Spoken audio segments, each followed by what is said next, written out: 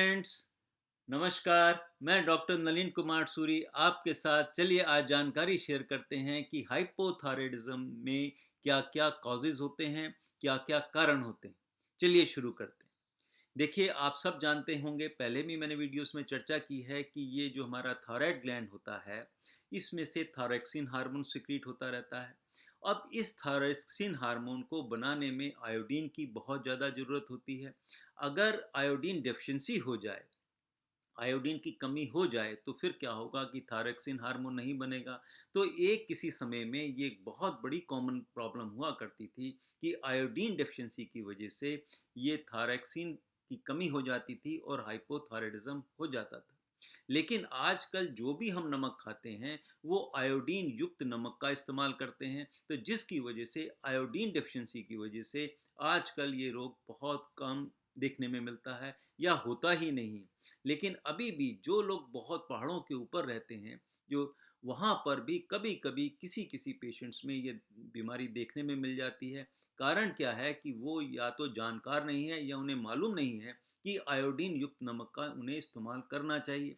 कारण क्या है कि देखिए, जब वहाँ इतनी बारिशें होती रहती हैं तो वहाँ की जो मिट्टी होती है उसमें से आयोडीन पानी में घुलकर सारी बह गई होती है। तो अगर वो उस फसल को खाएंगे और ऊपर से टाट ये जो अपना आयोडीन युक्त नमक का इस्तेमाल नहीं करेंगे, तो फिर उन लोगों को ये रोग होने के चांसेस हो जाते हैं, क्योंकि रॉ मटेरियल उन्हें जो थायरॉक्सिन बनाने के लिए नहीं मिल पाता। तो ये रोग अभी भी कहीं कहीं पहाड़ों पे देखने में मिल जाती है, जहाँ उसकी वजह केवल आयोडीन डेफिशिएंसी की। और जो लोग समुद्र के पास रहते हैं, सी शोर के पास रहते हैं और वो सी फूड का इस्तेमाल करते हैं, तो उन्हें आयोडीन डेफिशिएंसी से कभी भी ये हाइपोथायराइडिज्म नहीं होता। कारण क्या है कि जो समुद्र के पानी में बहुत अच्छी मात्रा में आयोडीन होती है और उसके जो वो सी फूड खाते हैं, तो उनको कभी भी आयोडीन डेफिशिएंसी की वजह से ये रोग नहीं होता। हाइपोथायराइडिज्म आयोडीन डेफिशिएंसी से उनमें नहीं मिलता।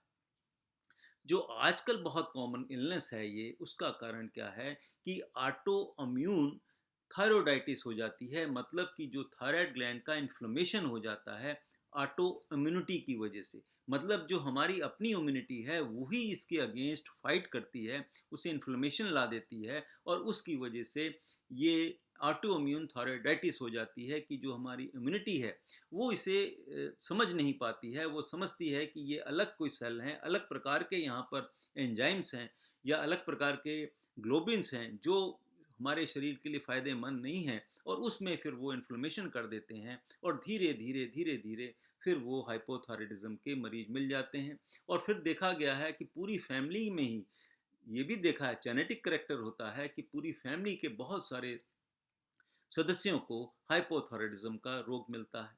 तो ये जो कारण है ऑटो इम्यून थायराइडाइटिस जो है, ये आजकल सबसे कॉमन इलनेस देखने में मिलती है। फिर देखिए, कभी कभी क्या होता है कि सब एक्यूट थायराइडाइटिस हो जाती है या साइलेंट थायराइडाइटिस कहते हैं इसे।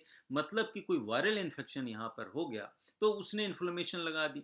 उसने इन्फ्लेमेशन कर कर शुरू में तो वो हाइपर थायरॉइडिज्म में चले जाते हैं, क्योंकि जितनी थायरॉक्सिन है वो रिलीज हो जाती है। लेकिन उसके बाद जब वो हीलिंग फेस में आते हैं तो कुछ लोगों में क्या होता है कि ये थायराइड ग्लैंड के जो फॉलिकल्स हैं वो डैमेज हो जाते हैं, वो थायरॉक्सिन हार्मोन नहीं बना पाते हैं। तो उसकी वजह से फिर वो हाइपोथायराइडिज्म के मरीज बन जाते हैं।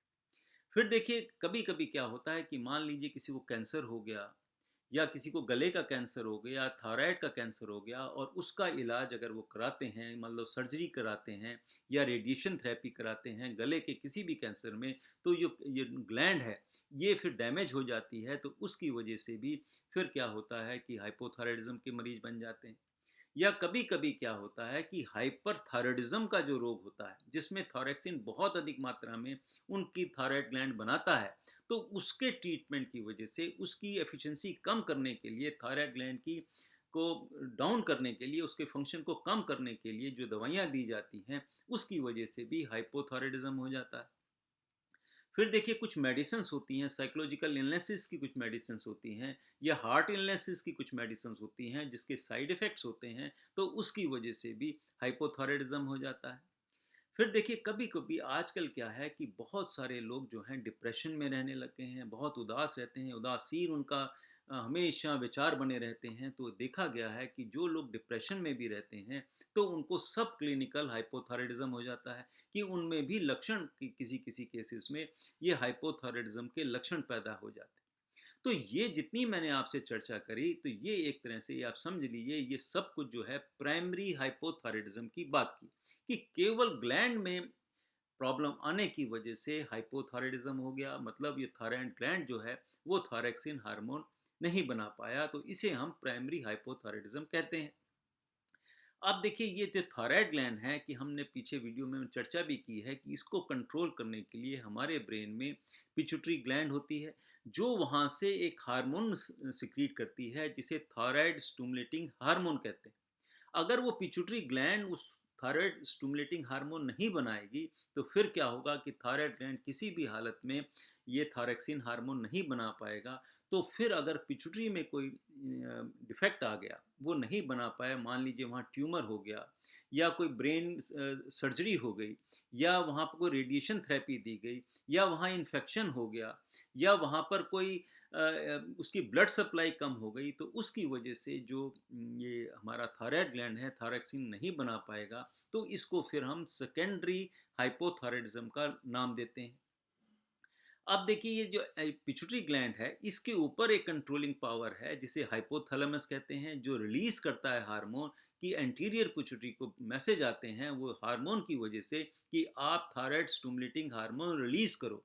अगर उसमें ही इन्फेक्शन हो जाए, उसकी ब्लड सप्लाई कम हो जाए, वहाँ सर्जरी हो जाए या वहाँ कोई ट्यूमर बन जाए या उसकी किसी प्रकार से कोई भी वहाँ रोग लग जाए, तो उसकी वजह से जो ये थायराइड ग्लैंड थायरॉक्सिन नहीं बना पाता, तो इसको फिर टर्शरी हाइपोथायरायडिज्म का नाम देते हैं। तो अगर ये मान लीजिए आपका ये सारे टेस्ट करा दिए, ये सब नॉर्मल हैं, तो फिर देखिए ब्रेन के लिए देखा जाता है, वहाँ एमआरआई सीटी स्कैन वगैरह किए जाते हैं, टेस्ट किए जाते हैं कि कहीं पिट्यूटरी ग्लैंड में तो कमी नहीं है, कहीं हाइपोथैलेमस में तो कमी नहीं है कि उसकी वजह से शरीर जो है वो थायरॉक्सिन हार्मोन नहीं बना पा रहा। तो ये प्राइमरी, सेकेंडरी और टर्शरी, ये 3 प्रकार के हाइपोथायरायडिज्म के केसेस देखे जाते हैं। और साथ में इसी के साथ मैं अपना वीडियो समाप्त करता हूँ। आशा करता हूँ कि आपको अच्छा लगा होगा। अच्छा लगे तो सब्सक्राइब भी करें और दूसरों के साथ शेयर भी करें। इसी के साथ मैं आपसे अलविदा लेता हूँ। फिर किसी और वीडियो पे चर्चा करेंगे। तब तक के लिए नमस्कार।